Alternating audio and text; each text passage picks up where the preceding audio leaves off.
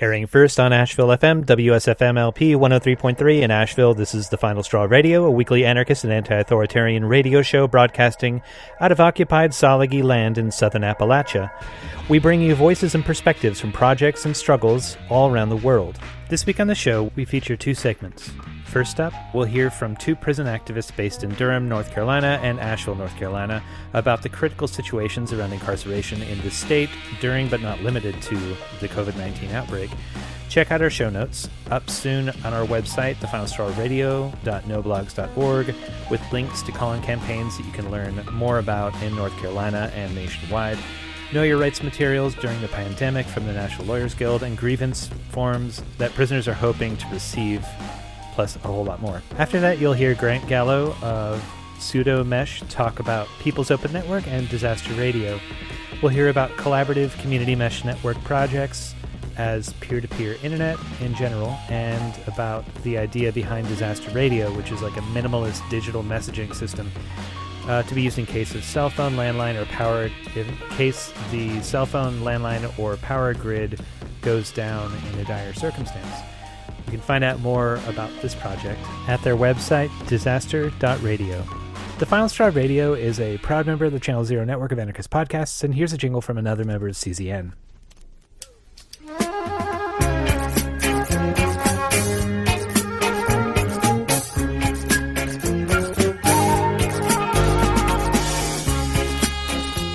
You're listening to Dissident Island Radio.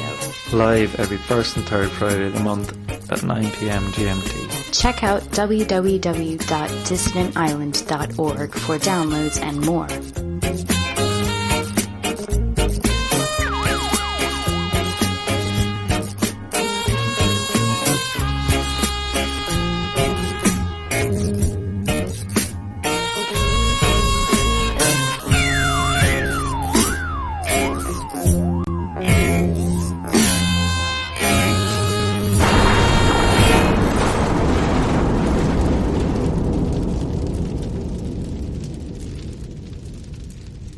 And now some words from anarchist prisoner Sean Swain. What you say, what you say, what you say, what?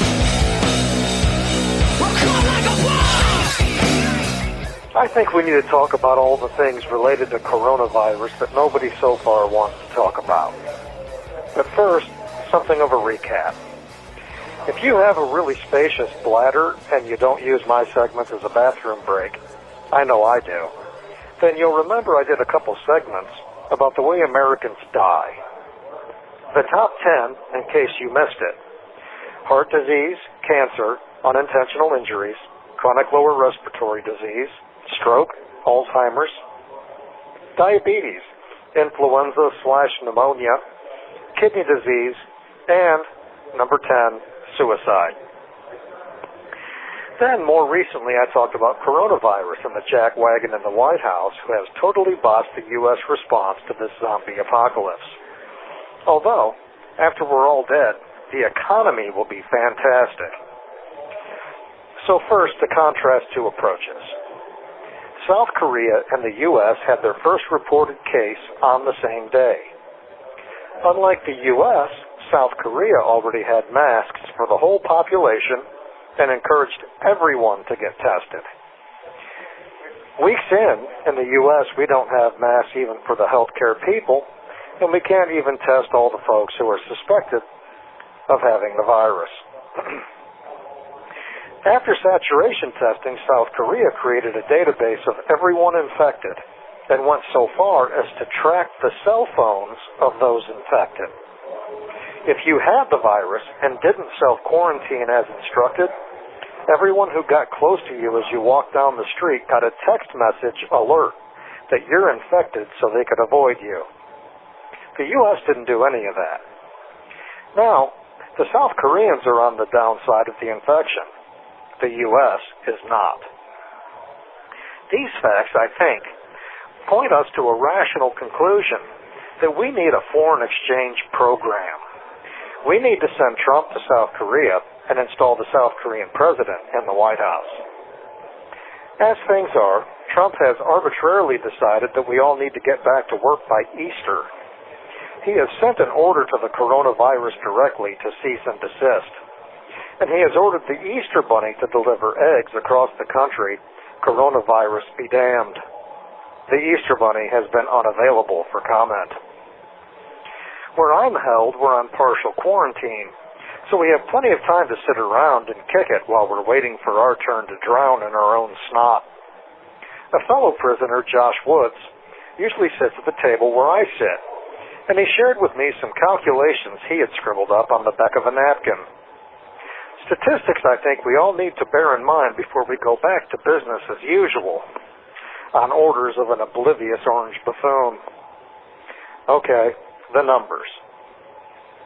According to the Almanac, the U.S. population is 331,883,985. That's last year's number, but let's work with it. Now, the rate of mortality for coronavirus is somewhere between 1.4% and 3.5%. There are a number of factors that influence that rate from region to region. One of the major factors is whether or not healthcare facilities can manage the care of all the infected people coming into the healthcare system. So there's a range of mortality, 1.4 to 3.5%. Now to the question of how many people will get coronavirus. U.S. officials estimate about 50% of the population. This estimate is somewhat optimistic. German scientists have suggested that we should prepare for 70% of the population to get infected. So, let's crunch the numbers. First, if we assume only 50% of the population gets the virus, at a 1.4 to 3.5% mortality rate, we can expect 2.3 to 5.8 million deaths in the U.S. 2.3 million is the most optimistic with a 1.4 mortality rate, and only half of the Americans contracting the virus. 5.8 million deaths is what we can expect if the mortality rate is 3.5. If healthcare systems are overrun and understaffed and undersupplied. Now, second, if we assume 70% of the population gets the virus, which is more realistic if the moron in the White House sends everyone back to work during this zombie apocalypse, then we can expect more deaths, a range of 3.3 million to 8.1 million. Not to mention that if healthcare is overwhelmed, it takes away from folks who are sick from everything else, and the mortality rate for the normal top 10 causes of death will skyrocket also. My point is, there are very real consequences for not taking this seriously and maintaining all possible precautions until this thing burns out. If we keep the rate of infection down, and we don't overwhelm healthcare facilities, we can expect a lower number, somewhere around 2.3 million deaths. If instead we all go on the Donald Trump Easter egg economic renewal, we can expect a much higher rate of infection, greater overwhelming of healthcare facilities, and the high-end mortality rate of 8.1 million.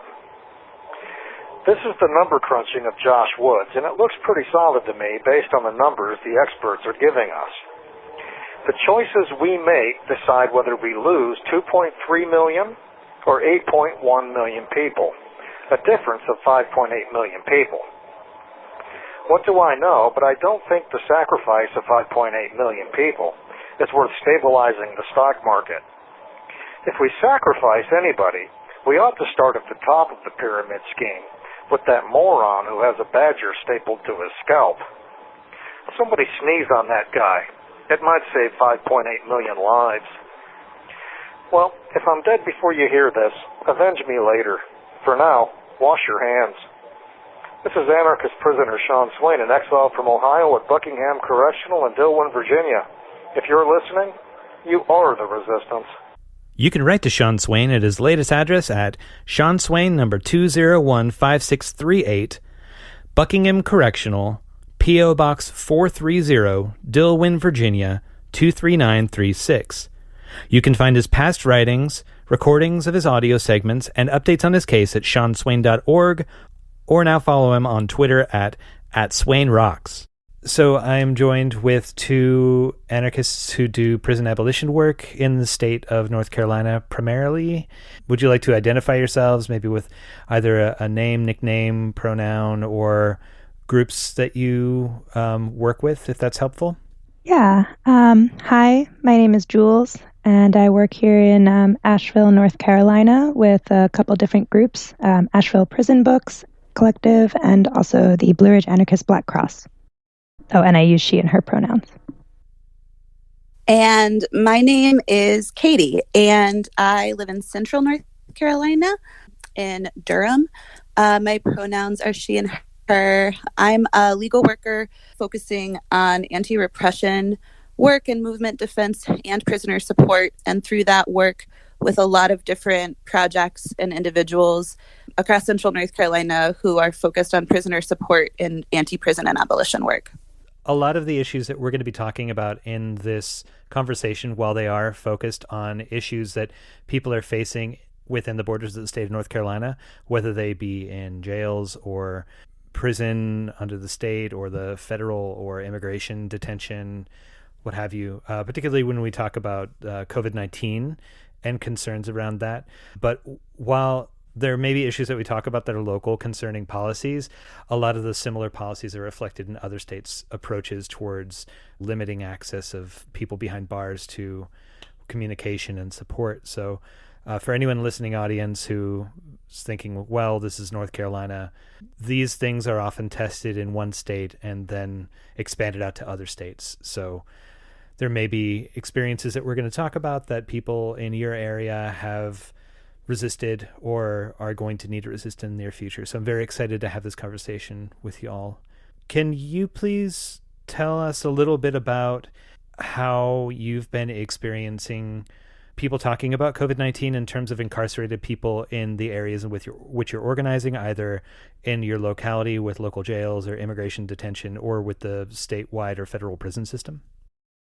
So since the sort of emergence of the coronavirus as something that folks in the U.S. felt more impacted by and more responsive to, I think in North Carolina, like many other places, we've been experiencing both on the outside the kinds of things that vulnerable communities and communities that are more likely to have been incarcerated or to have incarcerated loved ones or to be incarcerated are, sort of hardest hit by. So that's a big part, I think, of what we're thinking of in terms of jails and sort of entry into prison, and also when we're demanding that everyone be released, thinking about the sort of social supports and mutual aid organizing as part of that. So I think that's one thing. With looking at the jail, detention, and prison in North Carolina, we are sort of looking at a lot of different things. So here in Durham, we have had a campaign focused on our local jail,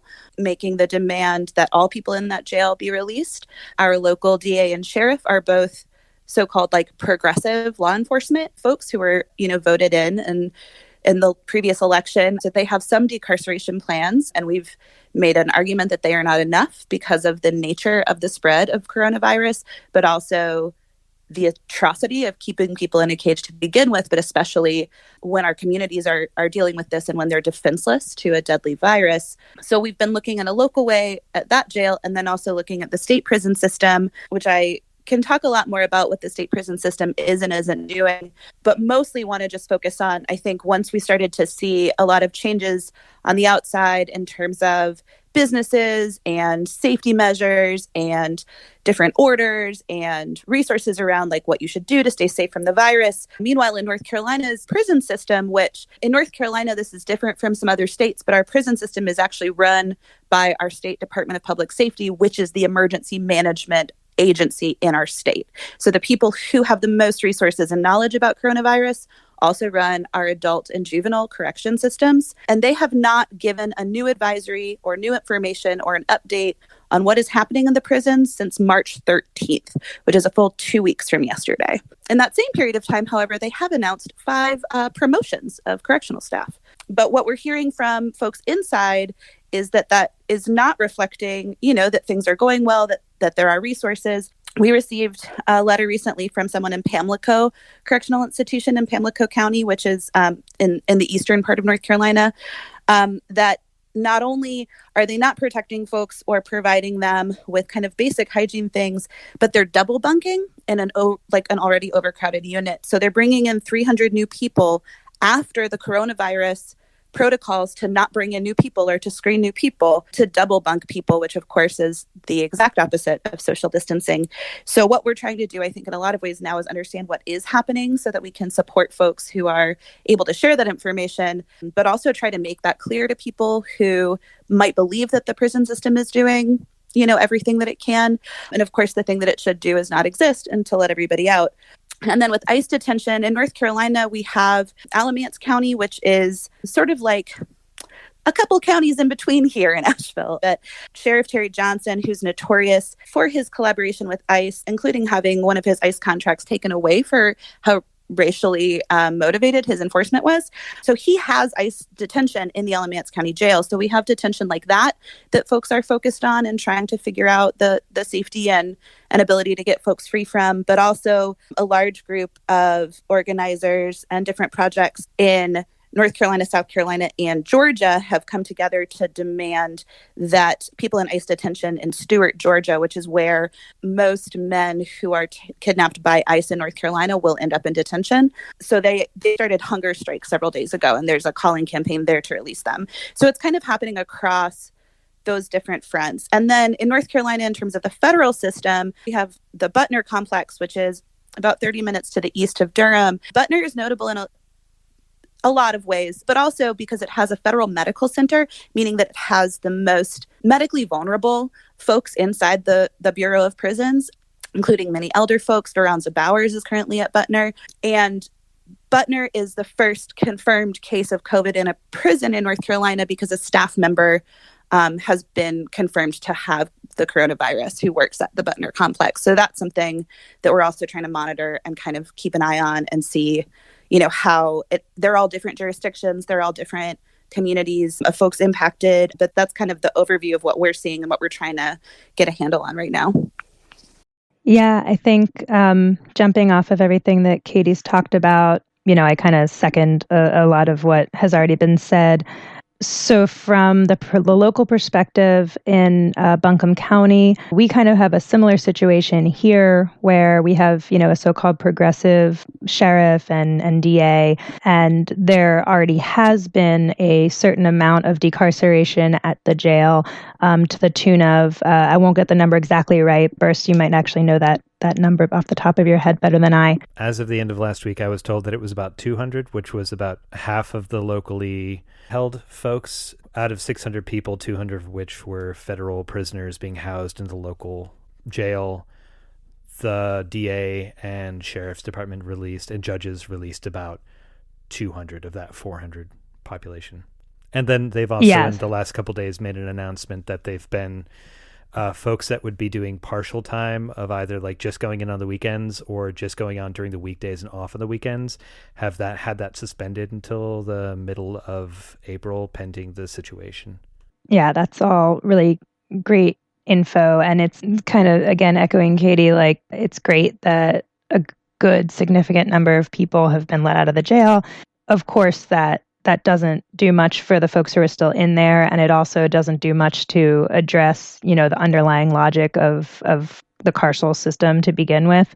Just understanding that, of course, jail populations are primarily poor folks who can't afford to make bail or bond, and therefore just kind of stuck in there for as long as it takes to process their cases, which is also going to be, of course, slowed down through this, through the reasons related to the virus. So I think definitely locally, we want to be working more closely to continue pushing for greater decarcerative measures at the local level. And I think that does involve a conversation about why are there 200 federal prisoners at the local jail, and why isn't the federal government doing more at the level of BOP to decarcerate in light of this virus, but also I think it may be a surprise to some people that there are 200 federal prisoners in our jail to begin with. So I think that this is a good opportunity to kind of highlight that and ask some of those questions. Regarding DPS, the state North Carolina prisons, I completely agree with what's already been said. They've just done an absolutely horrible job of taking any kind of mitigation measures other than just the talking points, which on their website they did do an update as recently as the 19th, which was still, kind of a while ago now in the lifespan of this crisis. But if you read through what they say they're doing, it's all things that we know, and it's all essentially like more punitive measures. So they canceled visitation, which notably, like in other countries, when they did that, like jail populations rioted. But I think in the United States, it's just so common for these like long periods of lockdown and canceled visitation that you kind of see a little bit of a sense of inevitability or a sense of despair there. It was so inevitable that would be the kind of response, is just to lock down the facility. So while one could feasibly kind of say, okay, well, but it makes sense to cancel visitation because the whole point is, we want to prevent the spread. People are pointing out, and it's pretty obvious, the guards are obviously still coming and going. We've received notes from people that we correspond with in North Carolina prisons that guards are coming to work sick. As Katie said, they're still admitting new people into the prison who are coming from other facilities who have fever. And what's being done? They're being thrown directly into solitary confinement. They call it, isolation, but really in a prison, that's just solitary confinement, which is, it's torture on a good day. And now with this virus, you're talking about taking a sick person and putting them in a place where they're not necessarily going to not infect someone else, because there's really no way to prevent the spread of the virus, because personnel and items are still going in and out of that cell, even if they're isolated from not having a bunkmate. And also, you're punishing someone. You're taking them out of a location where there's potentially more ability to be visible and to access needed services. The solitary confinement wing of a prison is not a place where sick people should be. It's not a medical facility by any stretch of the imagination. It's a place where people typically receive the worst medical care and the least access, to anything that could be considered rehabilitative or healing in any way. So for numerous reasons, that's not a great response. Secondly, people have written to us and also expressed concern that despite people being placed in isolation, they are still sharing an HVAC system, right? These facilities are not like sealed off from each other. They're upstairs. Maybe the solitary wing is upstairs, but that doesn't mean that it's fully isolated from the rest of the facility. And although we know, from what we know about the transmission of the virus, it's true that person-to-person spread is the predominant form of spread. But we also know that a recent study was done by National Institute of Health and a couple of other leading academic institutions, and they concluded that airborne transmission is, quote, plausible. So that means that it could travel through an HVAC system. So, and on and on and on. And I think that I bring this up to say that whatever North Carolina DPS says they're doing is really it's certainly no more than anyone else on the outside is doing. And we know that on the outside, the virus will spread anyhow. So on the inside, it's just 100 times more concerning, because you have a population of people who are structurally disempowered and have very little political and social capital, and who really just don't believe that they're going to receive the care that they need should they get sick. And we've had people say specifically to us that one of the things DPS says is that they're screening people on their way in, but anyone who knows anything about this virus knows that there's not really a good way to screen people, because there's an incubation period and a lot of people are asymptomatic. So just asking, just taking people's temperatures and asking if they have a cough is not enough. And especially if someone knows that the response to being sick is to be thrown into solitary confinement, what is someone's incentive to actually state what their symptoms are, right? Even if they are experiencing symptoms. And I think the kind of thing that illustrates this to a perfect extent is that up until the 24th, which was just a few days ago, they canceled visitation, but they still had their work release program going. So they were still engaging in prison slavery for the Tyson chicken processing plant. So they were sending people out to work in a chicken processing factory with other people who were also going to work at that factory in not the safest working conditions on a good day. And that didn't cease until just a few days ago. Meanwhile, counties and municipalities have had, basically shelter-in-place orders up until then. So I think that demonstrates just the extent to which kind of intentional neglect and callousness of DPS's policy.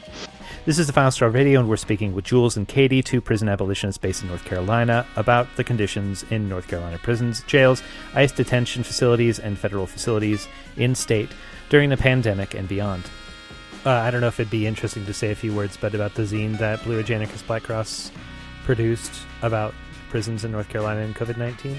Yeah, so when we were corresponding with some people inside, I kind of asked, are you guys receiving information about the virus itself, like critical health information?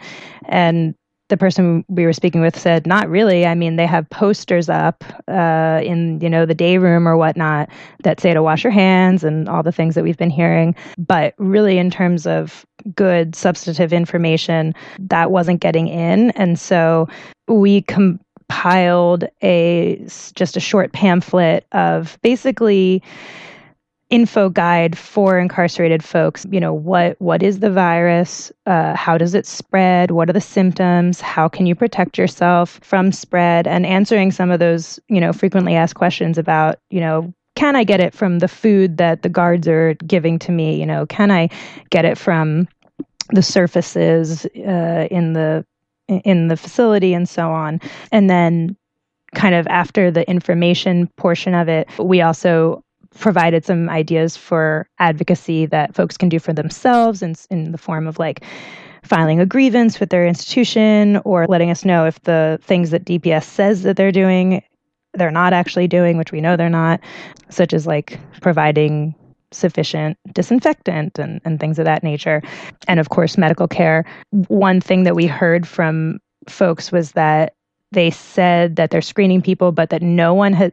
They say, "Oh, no one in the system has confirmed cases," but what they neglect to say is they've never actually tested anyone in the system. So providing people with some ideas of politicians and things like that they can call and their families can call, and also making note of an upcoming grievance filing day on May 7th, which is actually a national call, and I think we'll probably talk about that a little bit later. But yeah, so we just compiled that just kind of quickly over a weekend and just started sending it in so that folks can get some good, trustworthy information. I think that one of the things about the coronavirus in prisons that deserves to be emphasized as much as possible is that even were we to believe DPS, even were we to believe ICE, even were we to believe our counties, we know that medical treatment is already absolutely like non-existent or just like extremely poor.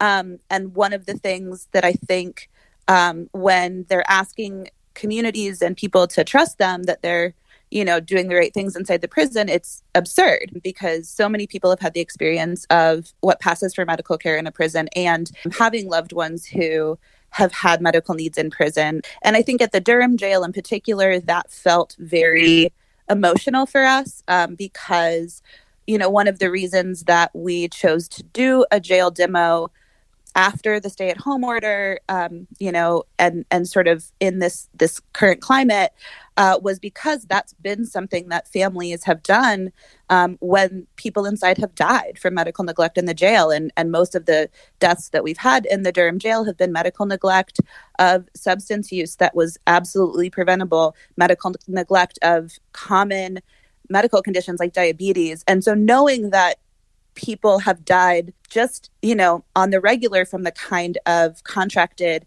healthcare that these jails and prisons work with, I think is part of why we feel such urgency to get people out now while we still can, because there's just absolutely no reason to trust them with our community members. Yeah, and I think like notably kind of high-level medical professionals such as the former, I know their name is Homer Venters, but they were the chief medical examiner in New York City and used to oversee like healthcare provision on Rikers Island. You know, I've been hearing them speak, and they just say like releasing people is the necessity because the healthcare that is provided in prison and jails is just substandard as a matter of course. And so definitely like second everything that Katie's saying with regard to that. And the something I saw recently was a report from 2005 that actually was put out by North Carolina Department of Public Safety. At the time, it's called Department of Corrections, but same agency. And it was actually a report about studying the aging population of incarcerated people in the department and noting that basically the number of elder incarcerated people has risen a lot more quickly than the overall population. And that's because of, you know, a number of like punitive measures that have caused more people to stay in prison for longer. As we know, that's been like the mass incarceration trend throughout the last several decades. And so you've got this aging prison population. And of course, the people who are at the highest risk for severe complications from this virus are folks who are in their 50s and 60s and beyond. And interestingly, the recommendations of that report included decarceration for those people. I mean, it was from the Department of Public Safety, so it wasn't like just let them out. But it was kind of couched in this language of, you know, like the recommendation was investigate legislation to enhance early release for this subset of people. And this was years and years and years before coronavirus or any of it. That was 15 years ago that they were recommending that kind of population of older folks start to be targeted for release. And it still hasn't happened. And the idea that still hasn't happened now with this going on, it just feels like this is the moment to push for that because it was always the right thing to do. And now it's a lot more, I think, politically possible because of what's going on. You know, and what's so interesting, Jules, about that is that I actually ran the numbers on the number of people in that age range in the state prison system last night, also looking at DPS's helpful statistical tools. So there are 4,900 people in custody in the state prison system of North Carolina who are over the age of 55. So nearly 5,000 people who fall into that very well-defined, kind of nationally agreed upon window of high vulnerability.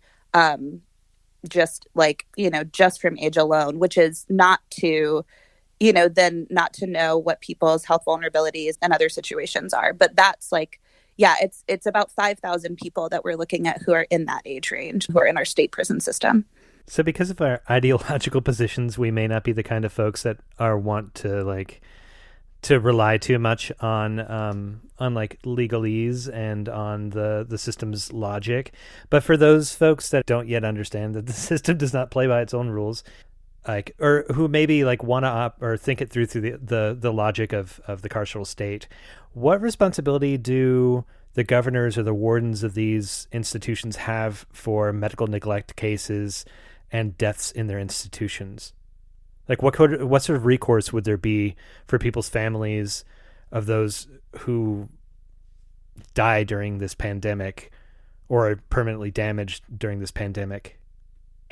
So I would have to do some additional research to zero in on the laws around that. But I will say that when we think about what the recourse is, so there is a federally mandated every state has to have an agency of legal representation for people in prison. And so in North Carolina, that agency is called North Carolina Prisoner Legal Services. As far as I'm concerned, they are heroes, and they are also a fairly small agency with an enormous amount of work to do. But NCPLS and other states, their sort of, corresponding agencies are responsible not just for any sort of civil suit, which is the kind of thing we're talking about here, on behalf of, a person in prison themselves, but also all the post-appellate work for folks who are indigent and need representation under the larger umbrella of indigent defense services.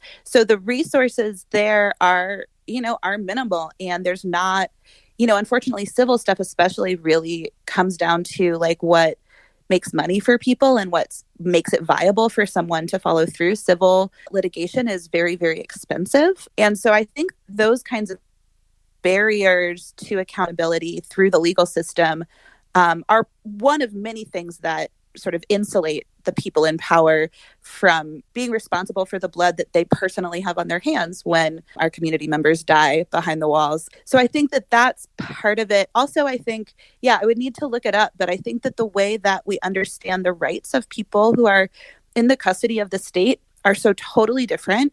And so one of the things in doing legal work around prisoner support and legal work around folks on the outside and thinking about quote unquote, know your rights and, how much I care about the rights discourse is a different podcast.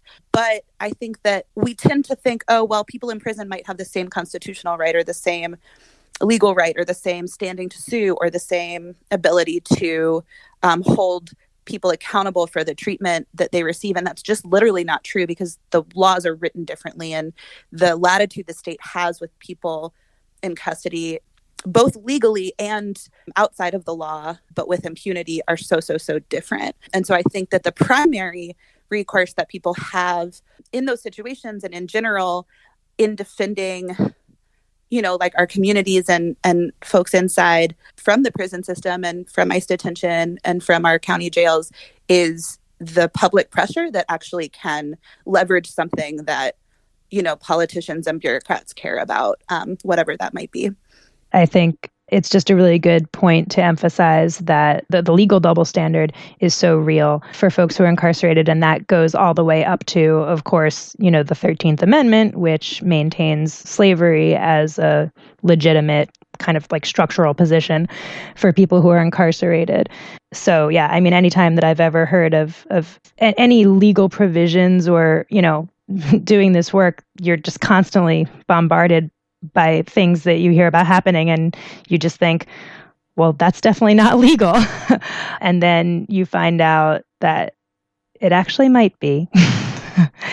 And it's a depressing surprise every time. But that doesn't mean that people can't challenge it and can't fight against it. I don't mean to be pessimistic, but just to acknowledge the reality that the benchmark of what is acceptable treatment of incarcerated people is totally different, and it's all predicated on security and the language of security. And if something is thought to or can be spun to seemingly threaten the authority of the institution or the security of the institution of the prison, that is seen as a reasonable and oftentimes, unfortunately, legal justification for pretty much any kind of treatment on and through and up to murder. And I think that, along the lines of the zine that Jules was talking about, where this critical life-saving information that everyone else on the outside is being bombarded with every day about the coronavirus, and people needing to get that in because the prison system is not providing that. I think, too, with that kind of legal stuff, I think that jailhouse lawyers and folks that are doing that work on the inside deserve all of our time and resources to help. The rights that people do have to be defended tooth and nail. And North Carolina is, I think, a place where we have a really strong legacy of prisoner organizing and winning legal battles that have changed things for the rest of the so-called U.S. and folks behind bars. The right to organize unions, to organize labor inside of prison was won by North Carolina prisoners. But it took a really long time. And so when we're talking about health emergency like this pandemic, where we are in a crisis and time is really the deciding factor between literally life or death, I think it's important for us to be critical of those legal frameworks, because I think it's easy for people who believe in the rule of law or who have faith in the state to believe that those things will be what stands between our folks inside and a cruel and unforgivable death, and they're not going to be. We are going to have to be that thing. And then the legal piece is something that's important. It's ongoing. It is really a strong part of organizing inside and needs to be supported. Things like this mass grievance day on the 7th, I think, are a great example of that. And we can do both. We can support people in that legal work and in that using the system to change things where they have the rights to, and also step in where the legal piece is just not designed to protect people. This is the Final Straw Radio, and we're speaking with Jules and Katie, two prison abolitionists based in North Carolina, about the conditions in North Carolina prisons, jails, ICE detention facilities, and federal facilities in state during the pandemic and beyond. Well, since it's been mentioned, and this is one way of supporting prisoners, especially after such a heavy conversation so far, thanks COVID-19 and the state. But it would be really awesome if y'all could maybe talk a little bit about that grievance process, what the outside components and inside components of it are. Yeah, so the call for a national grievance filing day on May 7th came from a couple politicized prisoners in North Carolina that we correspond with. So the call kind of emanated from folks in North Carolina, and the tactic is a grievance. Now, each institution kind of has their own in-house grievance forms against the institution itself, but this is actually a grievance statewide, calling out conditions statewide that is directed toward the DOJ primarily. So this is just really a letter elucidating numerous conditions of confinement that are abusive, inhumane, at worst, and just non-rehabilitative and non-constructive at best, that people are experiencing. And it was kind of drafted with North Carolina conditions in mind, but then the call that came out from inside was for supporters on the outside to distribute and get this grievance letter in to as many people as possible, and then for them, and actually also family members and supporters on the outside, to also send these to the DOJ in one fell swoop on May 7th. And so our work kind of outside for now is getting that letter out to the people who then will sign it and send it out. And the hope is that each state will adapt the letter for its own conditions. So in North Carolina, for instance, one of the issues that is elucidated on that grievance that is North Carolina specific is a demand that restrictions on who can donate money to someone's commissary account in prison be lifted. This was a relatively new policy that went into effect a year ago, February.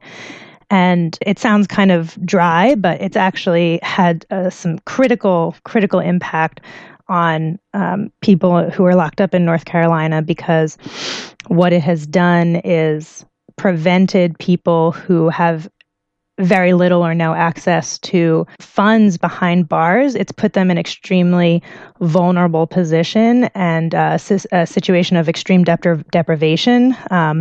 The whole the whole stereotype of like 3 hots and a cot is complete nonsense. There is no such thing in prison. I don't know anyone who gets 3 hots in prison. The food that people are given is completely substandard. The hygiene products are substandard.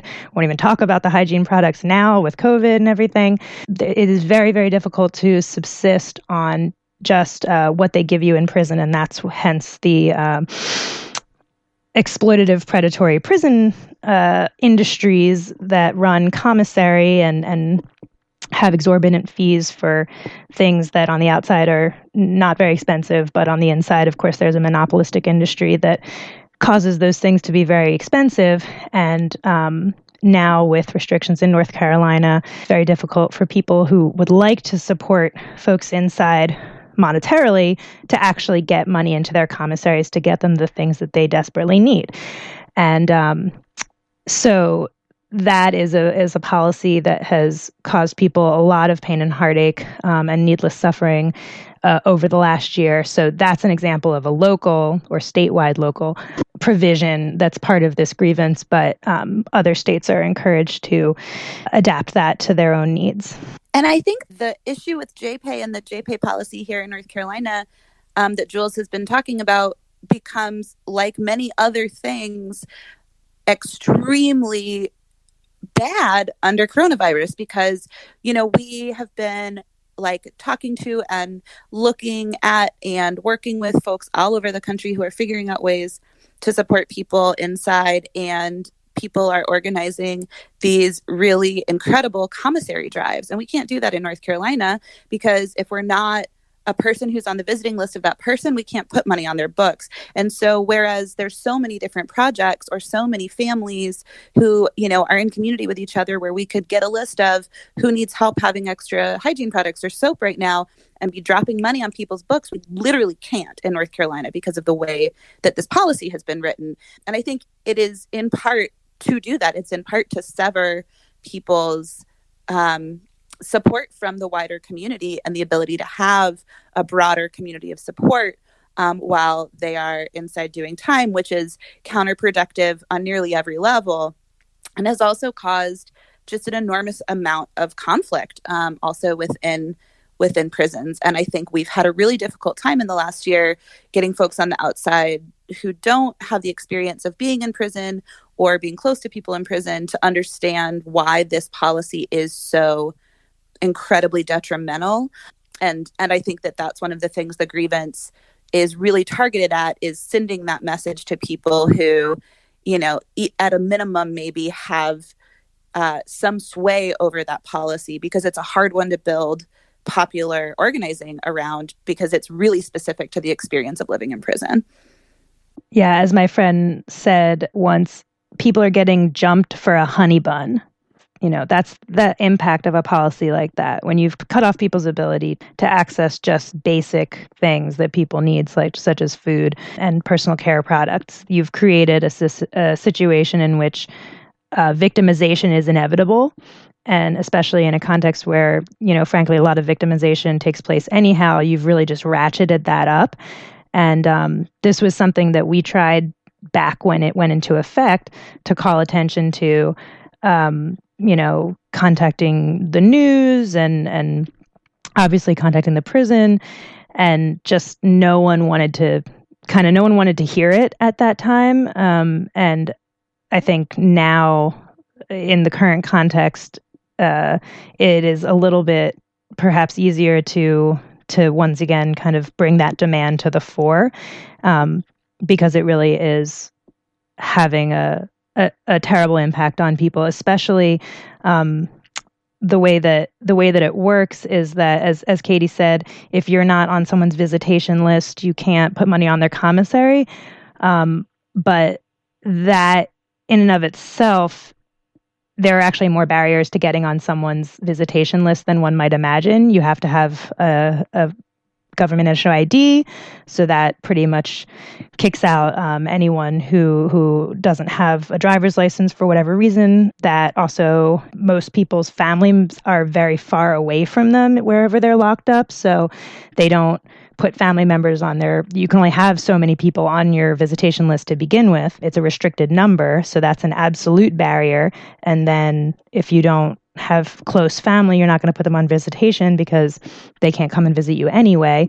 And then there's the entire category of people who are SRG, security risk group. And that often means that they've been slapped with a gang affiliation, whether or not that's a valid affiliation or not. A lot of people get slapped with a gang affiliation erroneously, but one way or another. I've actually heard that almost 50% of the entire NCDPS policy is SRG certified. I have not done my own calculations on that, but I have heard that. And for those folks, they're not allowed to have anyone on their visitation list. So that just gives you a sense of how many people this policy is affecting in a really, really extreme way. You've got thousands and thousands of people who are just cut off from any financial support inside now. Once again, just creating that powder keg. And there's also the overlap. There's the fact that criminalization and over-policing occur in like marginalized populations, either marginalized by racialization or by class.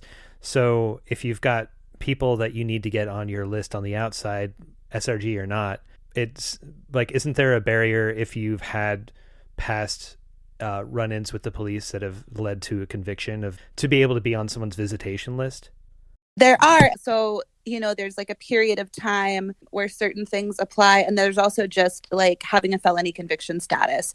And I think that the depth of marginalization that felony conviction status can have on folks, even when they are out, even when they have, finished whatever it is that they're supposed to finish to get certain, quote unquote rights restored, that is a barrier to employment and, shows up legally and, all these things that are like called collateral consequences, which is a terrible term. But one of those that people, don't maybe talk about as much or think about as much unless they are in a community that's really impacted by prison or have been in prison or are close to people in prison, is that is something also that affects people's ability to visit their loved ones. And so if, it's also something that affects people's ability to like interact once they've been released, they can, the state can control things like that. It's a big barrier to all sorts of ways of people having their support systems of their family and friends and community. And it is another way that the criminalization of gangs and street organizations is used against folks in ways that are really socially and financially isolating, in ways that are totally counterproductive to people's health and wellness. This is the Final Straw Radio, and we're speaking with Jules and Katie, two prison abolitionists based in North Carolina, about the conditions in North Carolina prisons, jails, ICE detention facilities, and federal facilities in state during the pandemic and beyond.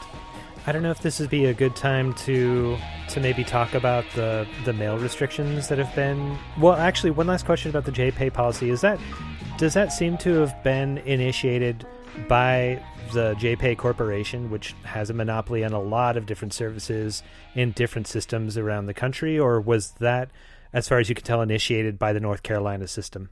My memory is that it was initiated by the state of North Carolina's Department of Prisons, and I think is a good thing to look at now that we're seeing these other restrictions that are rolling out as part of this longer term contraband plan that they have had in the background, that we occasionally will see sort of a policy come forward out of nowhere that's terrible and very bad for everyone. That's just like, oh, well, this is because of contraband or whatever. I can find it and I don't know, I can put it in the show notes or something. I don't know how this works. Yeah, I was just going to add to what Katie was saying. Yeah, the language, it was kind of less contraband oriented and more gang oriented. It said that it was a measure to prevent the influence of like, quote, strong arming by gangs, because what they alleged was happening was that basically like people were being extorted on the outside, like, oh, tell your family members to put money in my account or else, I'm going to hurt you or whatever it might be. And it's very possible that has happened. A lot of victimization does go on, but notably the response, this measure does nothing to decrease that behavior. In fact, it just increases it because, again, you've taken specifically people who have that gang affiliation attached, whether erroneously or not, and you've made them even more desperate and even more deprived. So what are they going to do? They're going to use every means at their disposal, whether that be now, okay, instead of strong arming you, now I'm just going to beat the crap out of you for whatever you have. So what we have heard from people is that it has had the exact opposite impact of curbing gang activity. It has, in fact, enhanced gang activity. It has enhanced the power of the gangs. It has enhanced the victimization that people are experiencing.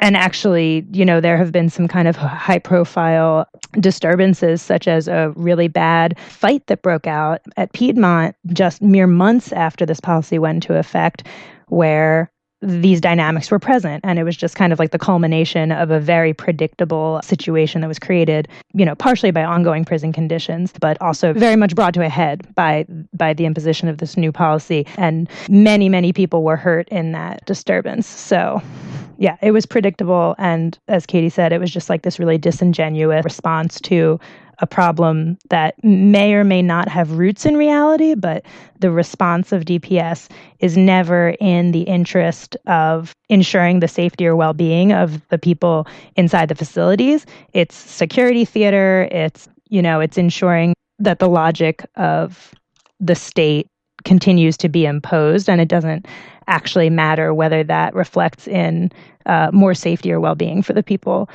behind bars.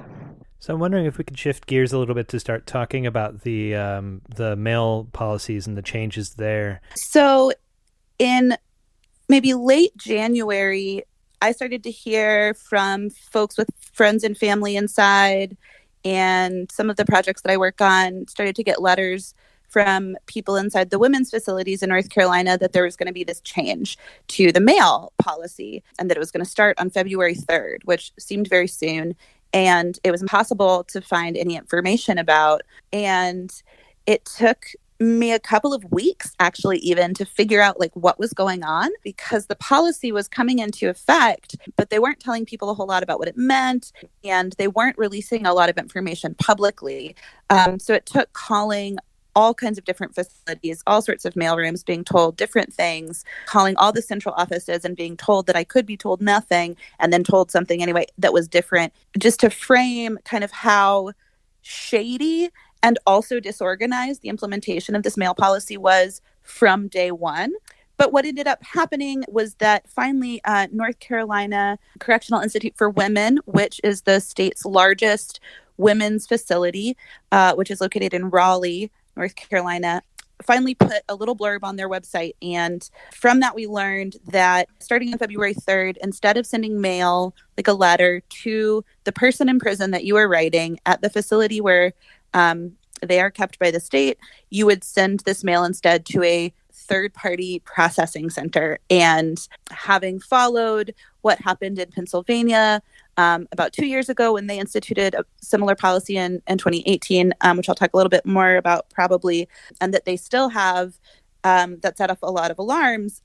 And so we did a whole lot of different groups, mostly folks that do work with supporting children and parent relationships, or folks who do literacy stuff, or just people who have an investment in women in prison or legal work with people in prison. We were all just trying to figure out what was going on.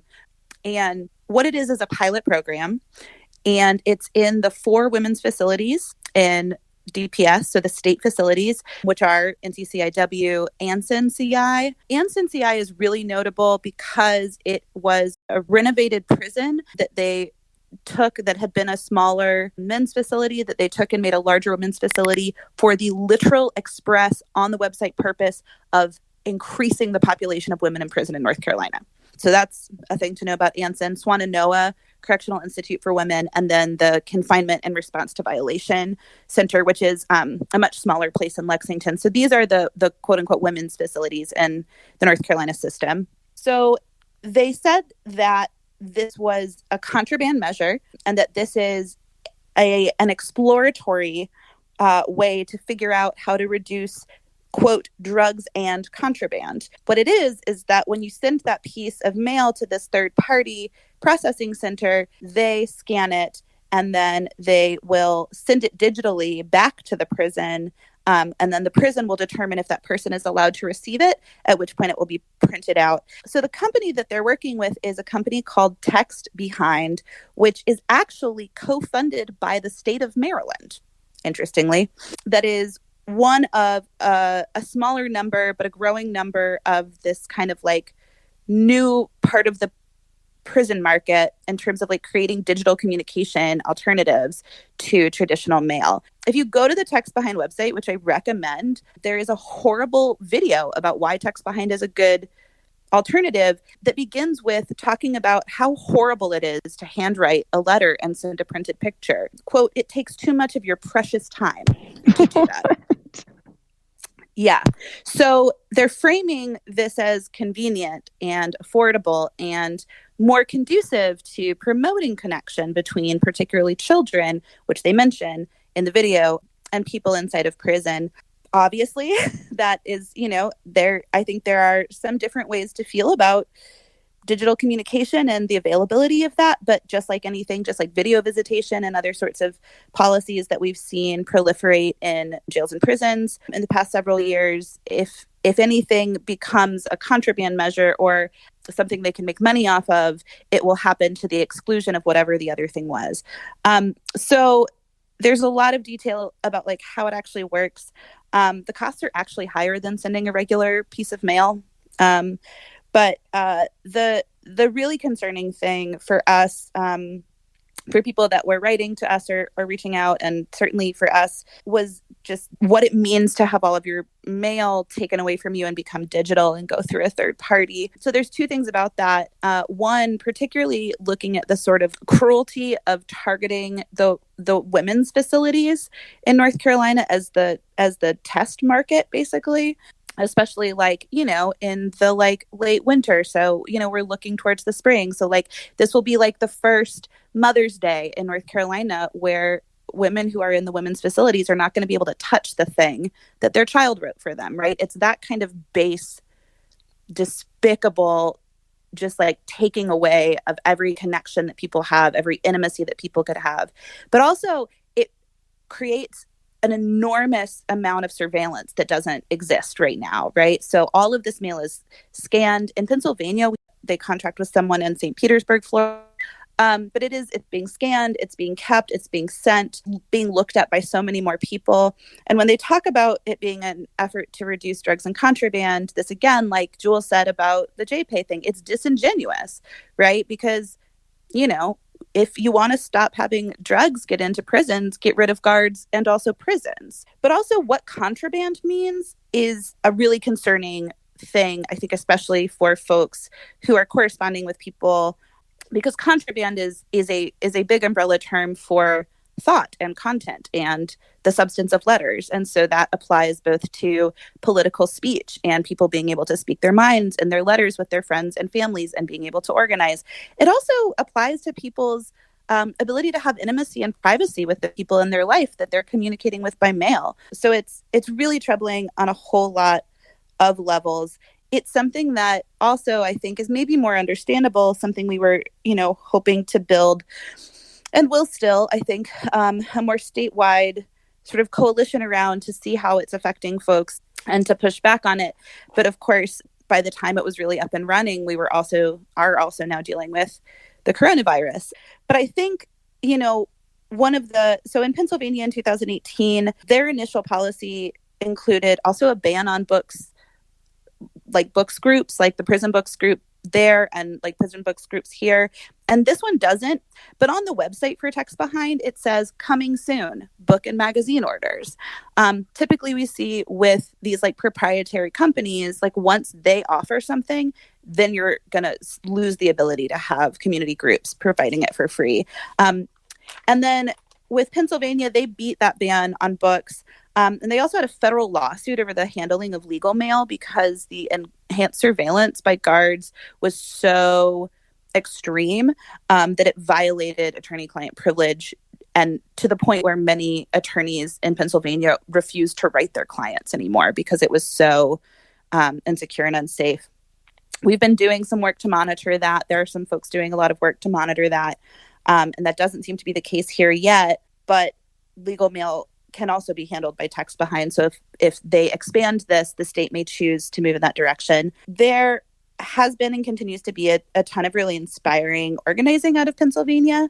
And so some of the groups that I work with that are mostly corresponding with people in women's prisons in North Carolina have been studying that and reaching out to friends there and learning a lot. And I think there's, you know, some examples that are just really, I don't know, really heart-wrenching and really good ones for us in thinking about like how to make clear like why this is so inhumane. But Decarcerate Pennsylvania did an action a couple of years ago, sending Christmas cards to Governor Wolf, the governor of Pennsylvania, to rescind this policy because no longer could people receive handwritten Christmas cards, right? So it's like these very important things about humanity and connection to the world and fighting the isolation of prison. And we're very, very, very worried about what that's going to look like for women in prison and people in the women's facilities where this has taken effect, especially right now. I I was very upset about this policy to begin with. And now all I can imagine is just not being able to get a letter from your family at home that you can hold, feeling closer to them when you're terrified that you might die or they might die, right? And this kind of isolation is what prison is for. It's how it basically functions, and it will go as far as it can until we push it back. And I think that even within all of what is happening now, I think that this mail policy is part of that larger fight. It's part of our fight against letting prisons isolate and destroy the people that they kidnap from our communities. And we can stay on top of it, because I think now is the time to fight this policy while it's a pilot. This is the time when there's still leverage, and they're so reliant on people outside turning their backs on folks behind the walls and letting things become normal. And by the time it's normal, or by the time it's everywhere, it's much, much harder to fight. And so I've been, really heartened by how many folks in a variety of different sorts of like positions in terms of family or community groups or anti-prison activists have been really, really interested in understanding and fighting back on this mail policy. And I think that I think it's something that this is the part where I was like, if I cry, you could like air it, but I'm not going to do it. I'm not going to cry. But I think it's just something that when we're thinking about the coronavirus situation, I think it's hard for some of us who have been organizing against prisons or experiencing prison or having people in prison to have to explain to the rest of the world why prison is unforgivable in the first place, and that no one should have been there to begin with, and that this is intolerable. And it's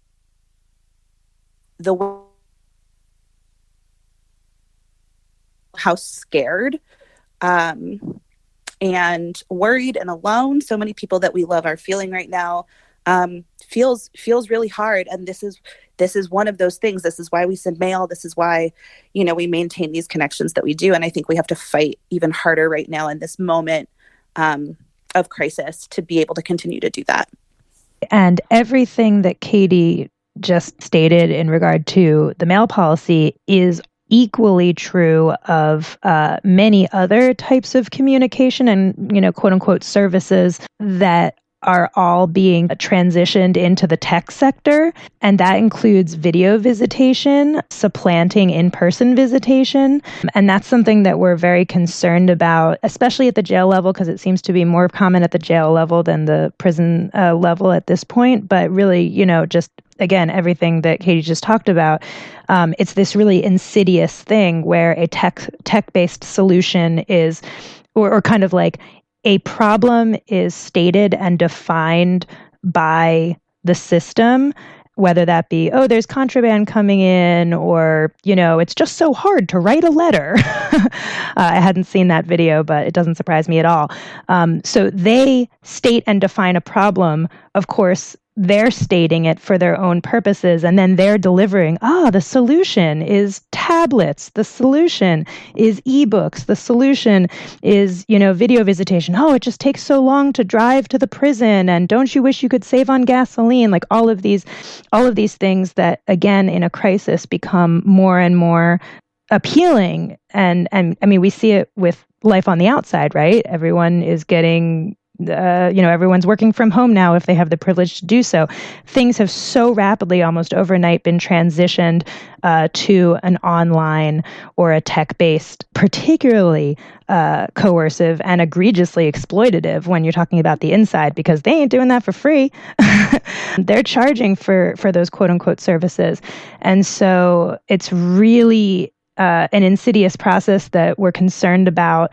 As we see visitation getting canceled in the wake of the crisis for perhaps legitimate reasons, what we see it getting replaced with is the video visitation option, which should absolutely be free for the duration of the crisis. But what we also need to be demanding and paying attention to very closely is the attempt that to me feels inevitable that they'll make to actually just do away with in-person visitation. Because, I mean, think about it, 8 months down the line, or whenever, visitation would become viable again from a health perspective, if they've already put the infrastructure in place to shift that situation to the tech world, are they really going to shift it back when we already know that, just kind of in the ideological sphere, there's a dehumanization that takes place of incarcerated people and their families, but then they can always make claims on the basis of security, of why it's more secure to have video visitation. They can make claims on the basis of cost saving. They can make claims on the basis of chronic staff shortages, all of which are true, and yet none of which sufficiently address the fundamental issue at play, which is that there shouldn't be people in cages that are receiving these quote unquote services. I don't know. I think Jules has just made a great segue into like how we are, I think, keeping our, we, us personally here in North Carolina, or, the three of us or whatever, but also folks that I, know and respect and whose work I follow, even if I have some different politics, locally and around the country, like how people are getting our heads around how to fight prison in this exact moment, which is that the things that are going to come from this, that are already coming from this, are serious and insidious, and we have to be like forward thinking and looking at them and trying to head them off. And we need to be also taking this moment of, I don't know, kind of unprecedented opportunity to get people to out of prison, because there's a lot more I think understanding right now in the general public, and I think it's frustrating and really heartbreaking and really, really difficult for a lot of people, that people are just like, oh, I just figured this out. But like, who are looking at that and being like, oh, right, you shouldn't trap somebody in a cage to die during a pandemic. That seems wrong. But also just people's ability to all of a sudden be like, oh, what is important, right? Like the state every day tells me that this, harm this person caused, or this mistake they made, or this thing that they literally didn't do, that someone made the fuck up, like, is more important than their basic humanity, their freedom, the ability of their family and their friends to have these, relationships where they get to be in community.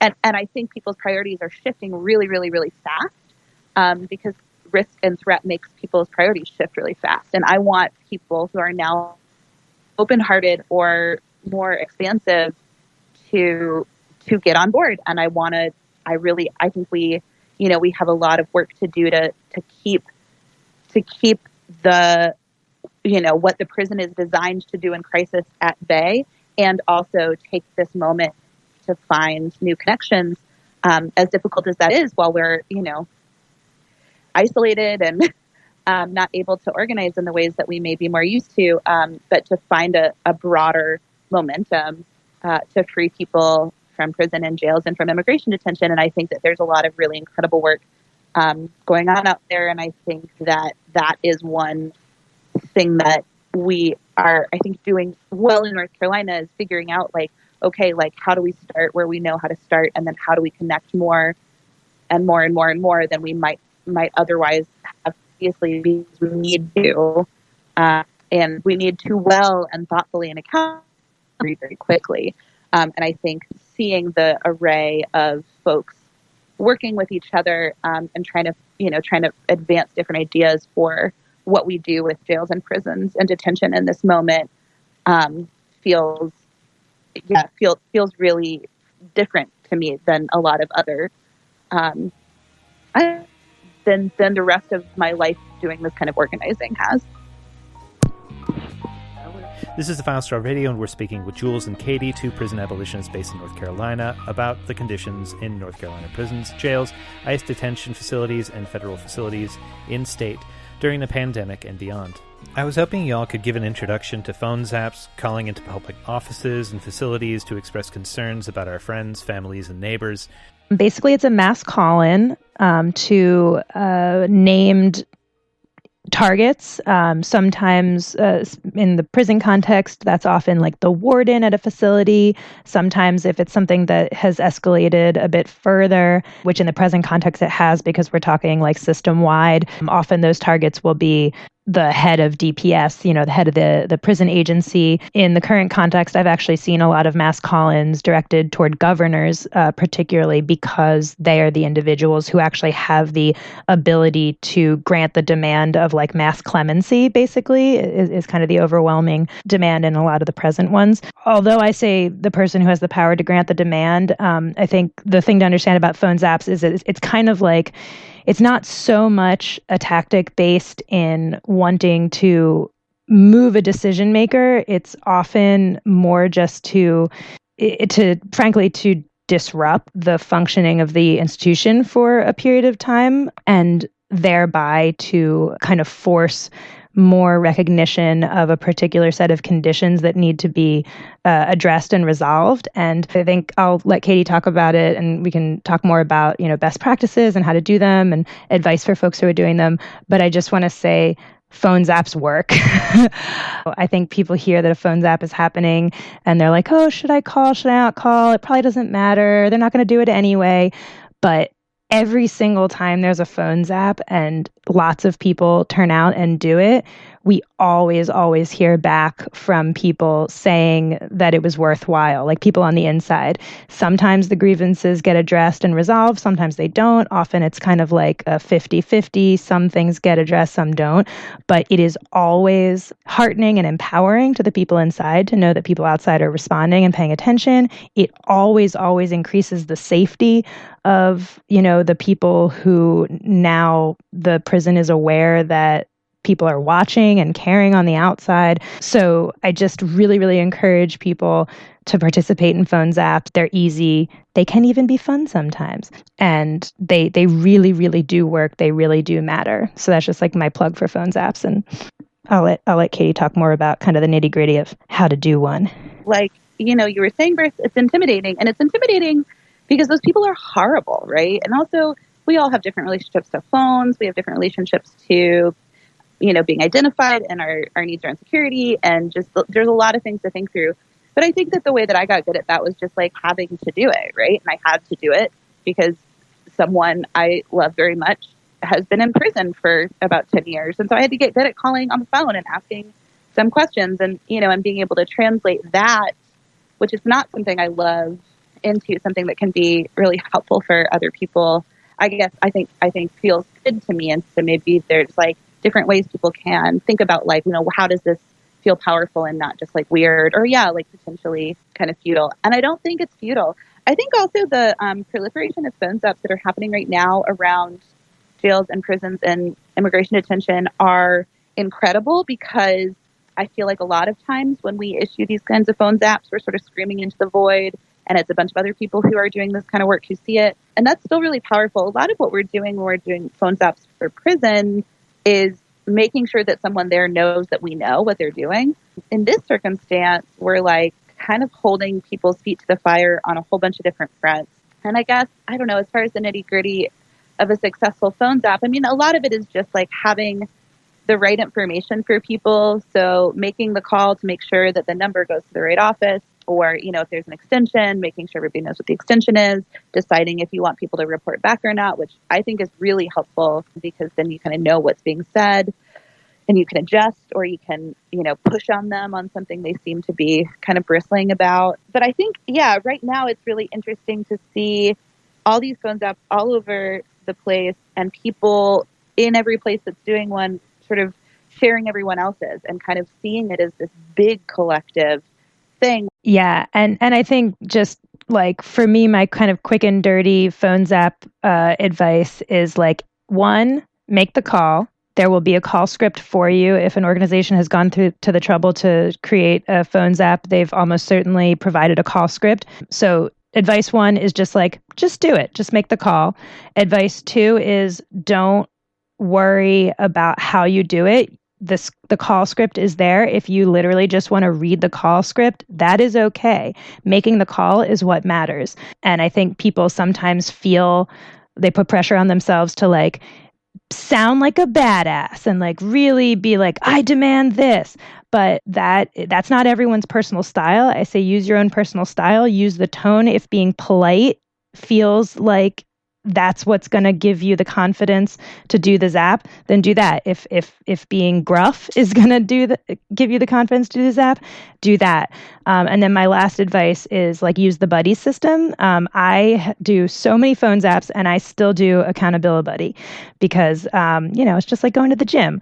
It's just so much easier when you have someone else who, whether you're there with them, like you make the call and then they make the call, and then you also feel like doubly effective because you're like, yeah, I just hung up, and then the person called just after me. Or if you are just like texting with a friend and you're like, hey, I'm going to make this call now. You make this call in 5 minutes.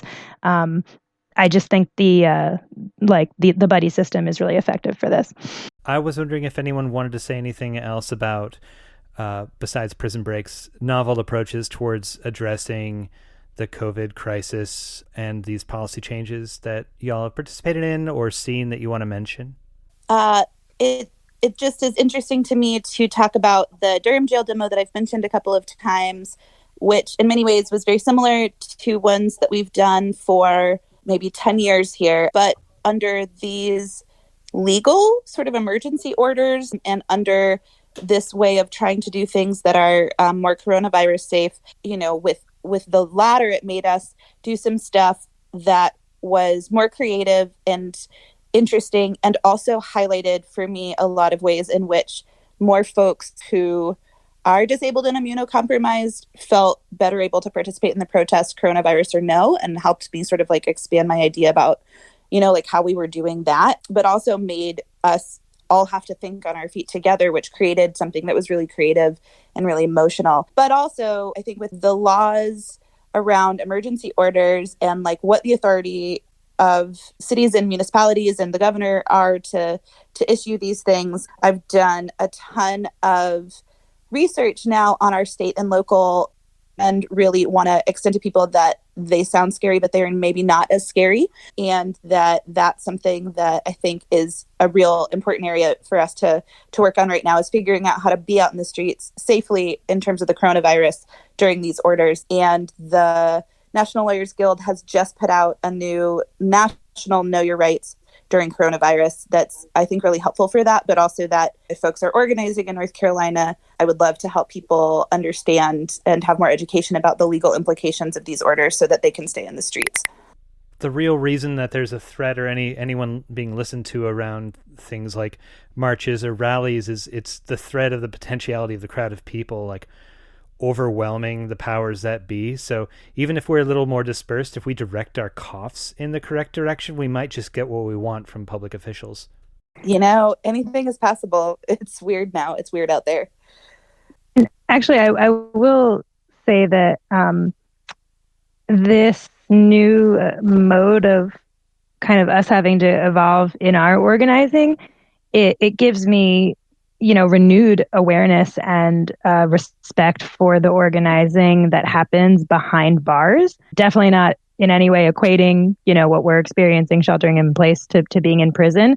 But it is definitely like being forced to be physically distant from people that you're organizing with is something that incarcerated activists are constantly dealing with of course, so many more layers of isolation and imposition into their actions, and also the literal legal prohibition from corresponding directly with one another. And so it just kind of, I've been very aware that we on the outside are just like little baby steps figuring out how to evolve our practices in the wake of like new realities in a way that folks behind bars have been doing for years and decades. And it's just really inspiring to think of, something 2018 prison strikes and the 2013 hunger strikes, like those kinds of being primarily organized by people who can't be physically in the same location and have all these additional barriers to communication, just like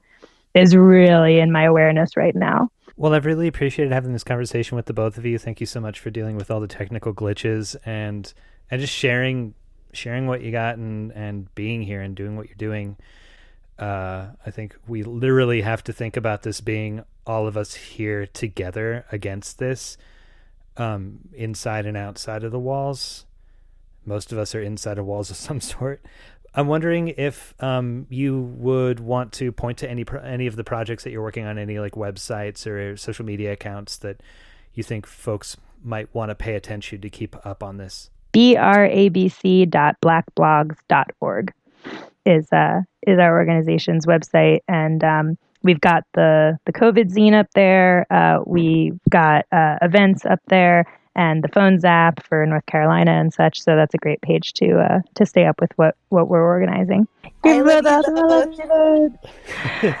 Big virtual hugs. Yay. You just heard from Jules and Katie about prison conditions in North Carolina. Jules is a member of Blue Ridge Anarchist Black Cross. For their events, the zine that they produced for prisoner safety during the pandemic and other things, check out brabc.blackblogs.org, which you'll hear about in just a moment. And you can check our show notes for links to call-in campaigns that you can learn more about in North Carolina and nationwide concerning the treatment of folks in detention at various levels of governance. Now let's hear from Grant Gallo of Sudo Mesh to talk about the collaborative community mesh network project People's Open Network, as well as the fallback digital messaging system they're also developing, Disaster Radio. So I'm wondering if you could please introduce yourself for the audience and tell us a little bit about your tech background. Yeah, so my name is Grant Gallo. I'm a network engineer and firmware developer. Been programming for years. I kind of taught myself a lot of programming languages, and yeah, I am a member of a collective known as Sudo Mesh. They're mostly based in Oakland, California. I used to live there, and that's how I got involved. And Sudo Mesh is responsible for building the People's Open Network and also for a project known as Disaster Radio. I've contributed to both those projects in varying capacities. People's Open is really what first got me interested in it. It's a community-owned and operated mesh network in the Bay Area. There's a lot of other projects similar to it around the world and in North America, including like NYC Mesh and Wi-Fi in Catalonia, and also there's like a couple other ones in Europe and Greece and in Toronto. There's a lot of projects that are working on that kind of technology. Can you tell us a little bit about what a mesh network is? So a mesh network, I guess the best way to think of it is peer-to-peer internet. So it is neighbors kind of sharing their internet with one another. I don't always like using the term mesh network because I think it's a kind of overused and has been co-opted by a lot of corporations and people just trying to sell their device. So a lot of people prefer to use community networks for what is also known as a mesh network. Essentially, it's neighbors connecting with each other and sharing bandwidth with one another, and in that way kind of circumventing traditional internet service providers, like corporations such as Comcast and Time Warner and AT&T. So that's kind of the traditional idea of what a mesh network is, and how people do that. It varies from each project. Between every project has their own way of actually accomplishing that and the technology that goes into it. With Open People's Net, how would someone get involved in that? What sort of like cost input would it be, and how basically would they set themselves up into it?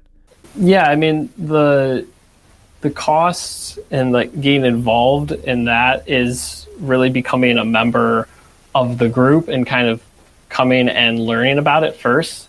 So they base People's Open Network they base themselves out of Sudo Room, which is a hackerspace in the Omni Commons in Oakland. And really it's kind of you have to come kind of introduce yourself like, hey, this is who I am, this is where I live, and is it possible for me to maybe connect with a neighbor nearby, and can you people help me do this, essentially? And it really takes a lot of the cost isn't like the actual cost only might be $100, $100 to $150 worth of equipment, but the actual effort involved is the volunteer effort and the time that someone has to make to learn to actually do it themselves is really the major cost.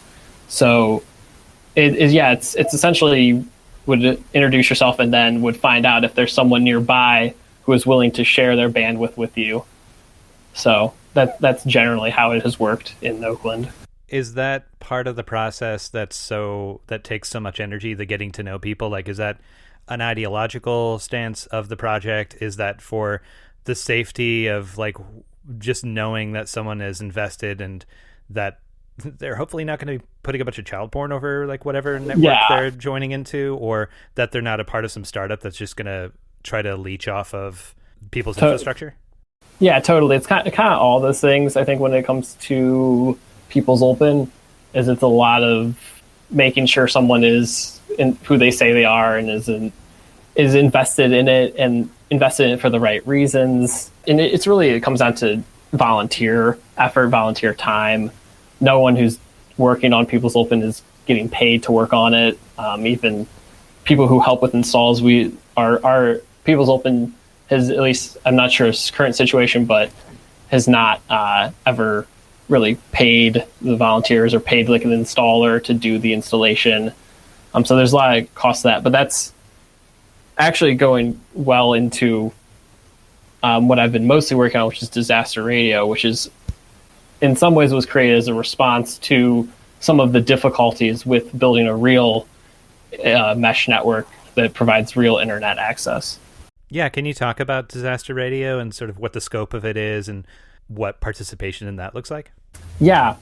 So I guess that motivation to start working on disaster radio was caused with the frustration with actually getting equipment on people's roofs for People's Open network, is that there's a lot more involved with installing real internet equipment that can provide you what you would think of as traditional internet, of getting to Google or Facebook or YouTube, or sending an image or message over it, or sending your emails over the internet. But disaster radio is a bit different from that. It's not what you would think of as traditional internet. It's really a kind of I've been calling it recently more of like a disaster recovery network.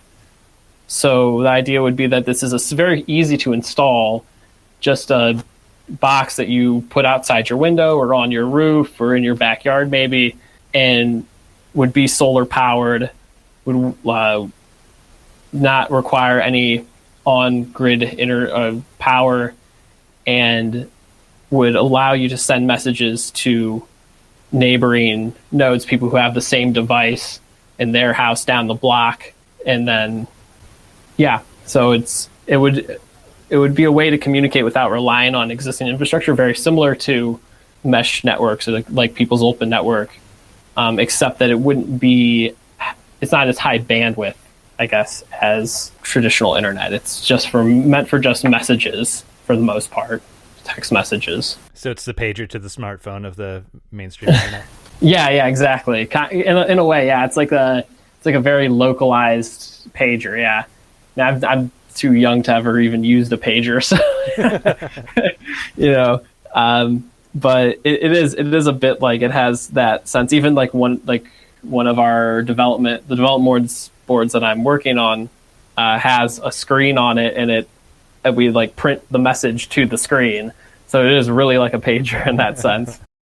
So that is something then that can exist if for instance an emergency happens and certain types of infrastructure go down that people normally would communicate over, like I mean electricity, right? But like cell towers or like the regular internet connection that people would have, like it could continue after that fell. Yeah, that's the idea, is that if the traditional infrastructure of a cell tower or your AT&T home connection or Time Warner cable connection is no longer functional for whatever reason, whether it's an earthquake or a forest fire or a hurricane. I've heard there's or a tornado, which like we saw recently in Tennessee, was so if parts of that, and that's the thing about traditional infrastructure, is it relies heavily on getting to one centralized point, right? Your data from your home has to get back to an internet exchange to actually get to other people on the internet. So even if your neighbor down the street, you want to send a message to them, it's going to go all the way back. If you're saying it through Gmail or through Facebook, it's got to go all the way to their servers somewhere, probably somewhere in the region, depending on where you live, it's further away from you or not, and then go all the way back down to your neighbor. So if any part of that link is gone, you suddenly can't send that message. So as much as it seems like the internet's never going to disappear, there's a lot that's actually, it's not just, it doesn't just exist. Like corporations and people, technicians are willing it into existence every day.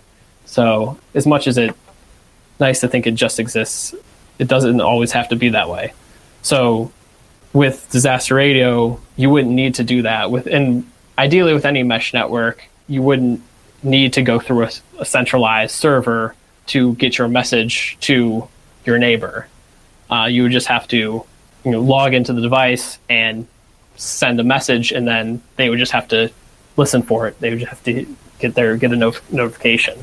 So much as in other disaster preparedness scenarios, this requires that you already are a part of a network before the disaster happens, right? I mean, you can't really order the parts off of eBay like after the internet's down. Yeah, definitely. I mean, there's definitely a level of that it would be, you would have to be prepared definitely on some level. There's also, ideally, we're working on custom hardware, like open source hardware that we're developing that would be an all-in-one package that then we could have 50 to 100 of these on hand at any given moment. So if there was a disaster, there was an earthquake suddenly in Oakland, and we wanted to go out and deploy a bunch of these in a day or 2 days, it could be done. So it's not, doesn't have to be totally a preparation thing, but in most cases that's who is interested in this, is someone who is thinking about those situations and wants to be prepared if something were to happen. With disaster radio, these devices are connecting to each other, and so there's not really a matter of dealing with the wider internet. But getting back to community networks or mesh networks, how do they relate to the wider internet? And is there the seed there of dealing with the potentiality of future throttling or censorship or an eventual alternative to the regular connection to the internet, sort of like another version of the onion router, sort of? Or yeah, I mean, there's a lot of different opinions on the purpose of a mesh network or a community network, and in most cases, what is being done is it's just an alternative route of getting you to the wider internet. And in most, while in a sense it is its own separate network, and you could, and we've always talked about this on People's Open, is hosting websites or file server or some sort of chat type of thing on the mesh network itself. So someone in their house can just set up a server, connect it to their People's Open router and would be then available on the mesh at an IP address on the mesh network, and anyone could reach it. Anyone else on the mesh could reach it. And I think recently we did a hackathon to work on stuff like that. I'm not sure what, if anything, came of it, but it's always been much easier to convince people that this is just another way of getting to the internet, and it's not. Has never been enough of a value to just the mesh network itself that people were like, hey, we just want to be on the mesh. We don't actually want to be on the real internet.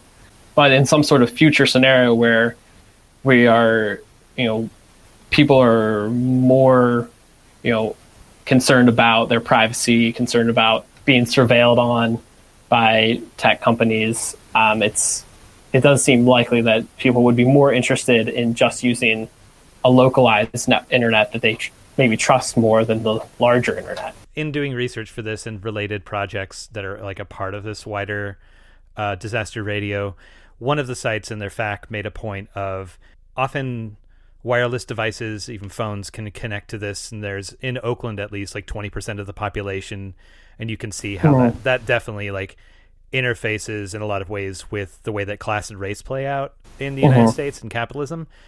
That 20% would include people that are going to school, like youth that are going to school, for instance, and the lack of connectivity that they have, or having a handheld device to connect to the internet when that's kind of sparse and expensive, could be a major hindrance in their ability to learn at the same rate as other students that have more connectivity and more like easy access to media.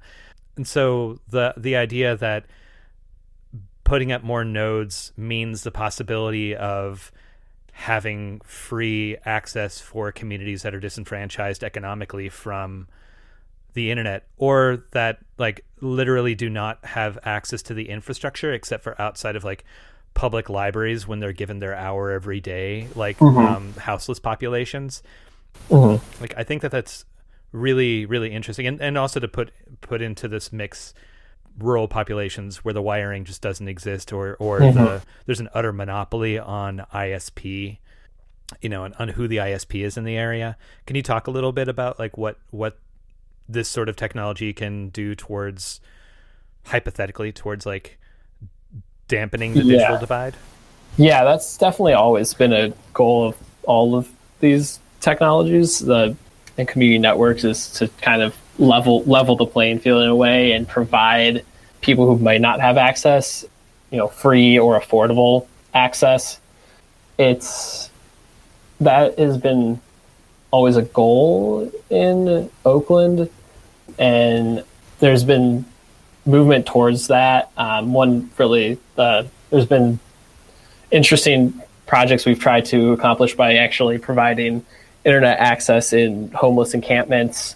There's been a number of those instances where we've worked on with the homeless community to provide them with network access. So that's one group of people we definitely see wanting that access and feeling that they're disenfranchised without it. They don't have the same access to opportunities that people with an internet connection do have. And rural communities have always been a target of community network.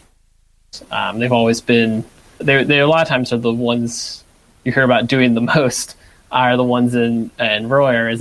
I mentioned that in Greece, there's a large community network project. I think it's Serentoporo, as what it's called, or where it is. And that's mostly rural, actually. It's in the hills in Greece, and they rely a lot on an older population that doesn't, is just learning how to use computers, has never even used one in their life, and they're trying to teach them how to build their own internet. It's pretty awesome. Yeah, and there's also, the concern with like monopolies and duopolies, which is generally the case in most places, that as you only have one or two options at most for internet access.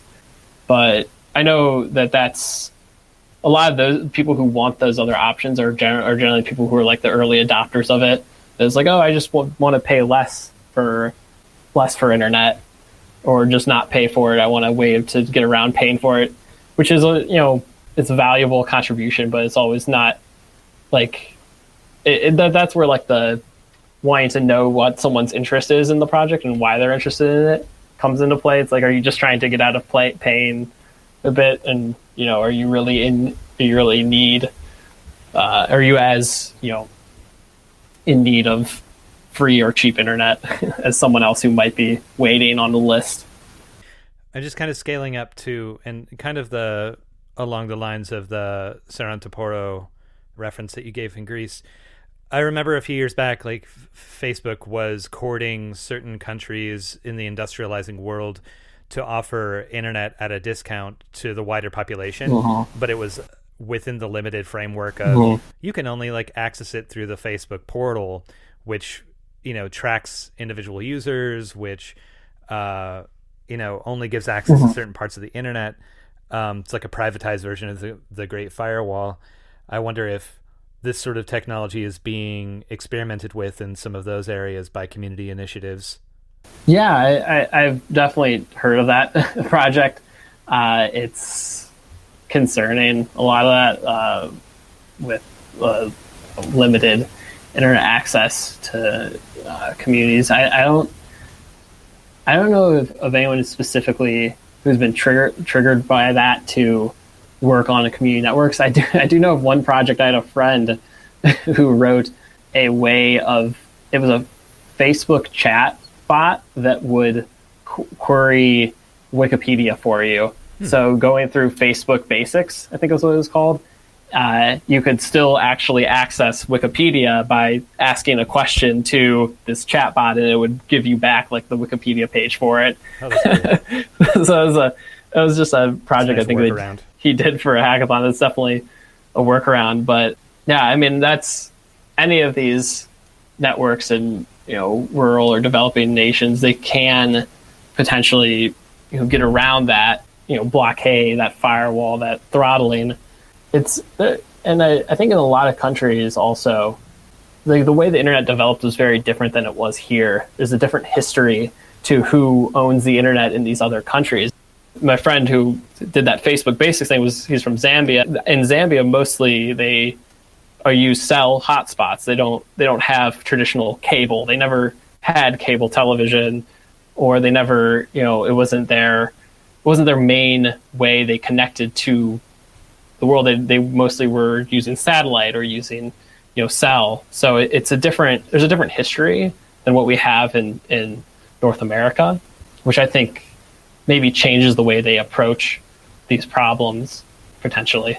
Yeah, there was a really interesting interview that I heard a couple of years ago on Dissident Island Radio, which is a podcast out of the UK. They have tech sections every once in a while, and the host that was doing this portion of it was talking to folks in, I think in Oaxaca, but in like southern central Mexico, about how the community didn't have access to Wi-Fi on a regular basis, and the regional government refused to pay for the infrastructure of actually putting in cell service. So I think there was like landlines available in some places, and probably like phone cafes. And the cell companies wouldn't invest in putting cell service in either, because they thought that there was going to be no return.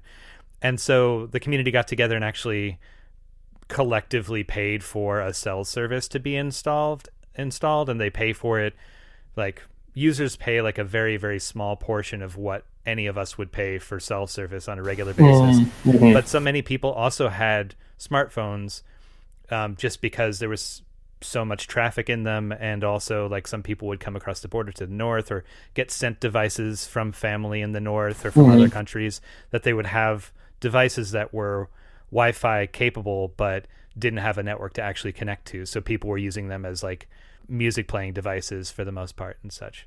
I don't know. People find some amazing ways to figure things out. Definitely. Yeah, it's definitely, yeah, if the technology exists, it'll get done, you know, eventually. I wonder, like, some listeners might have a concern about what sort of radiation comes off of these devices and the mesh networks, because it's increasing the amount of wireless traffic. And if you have any... Yeah, I mean, that's always a funny question, because it's not... Like, Wi-Fi is very safe. Like 5 gigahertz, which is what generally is being used on mesh networks and on just your home router Wi-Fi. The radiation coming from your cell phone is generally a lot worse, and from cell towers. Any community network or even disaster radio isn't doing, you know, cell tower like power levels at all. It's going to be very, very low power.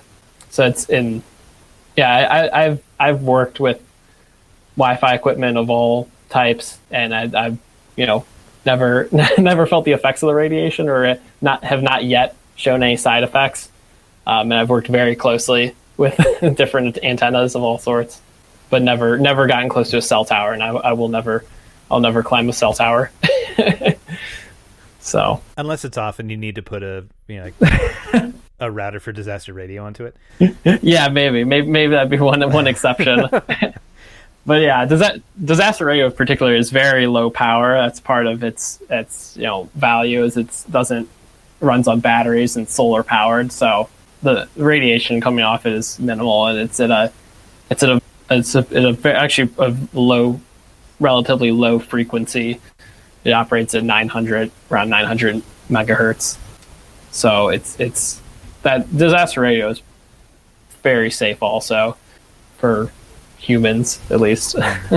So how can people learn more and get involved in disaster radio or some of the other projects that we've talked about? Right now, I mean, disaster radio is really in the development stages. It's, we're not out on roofs deploying nodes, or there's not really a set package that you can buy. We have on our website a suggested list of parts.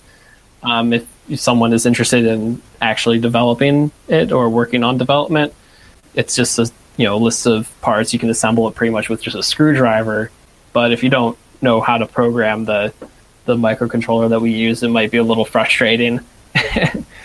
And with any community network, best suggestion is to get involved. Right now, it's hard to go to meetups or anything, or attend meetings, and most of them that I know of have suspended at least in-person meetings for a while, and I'm sure doing virtual type stuff.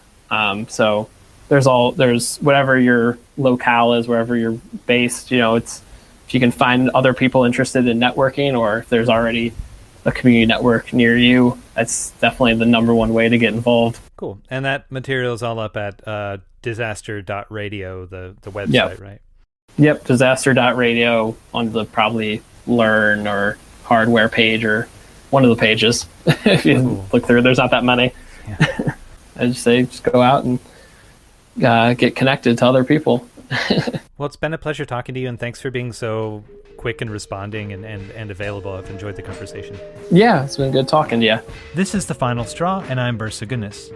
This show will later be archived at thefinalstrawradio.noblogs.org, and you can email us with questions and suggestions at thefinalstrawradio@riseup.net or thefinalstrawradio@protonmail.com. If you'd like to use any episode for your project or radio show, feel free to do so. Just send us an email to let us know. If you care to, you can send us letters at The Final Straw Radio, P.O. Box 6004, Asheville, North Carolina, 28816. This show is brought to you by Firestorm Books and Coffee. Located at 610 Haywood Road, Firestorm Books and Coffee is a worker-owned co-op in Asheville specializing in offbeat, underground, and independent literature. You can find a catalog of Firestorm's books and zines, plus a full calendar of events up at their website, firestorm.coop.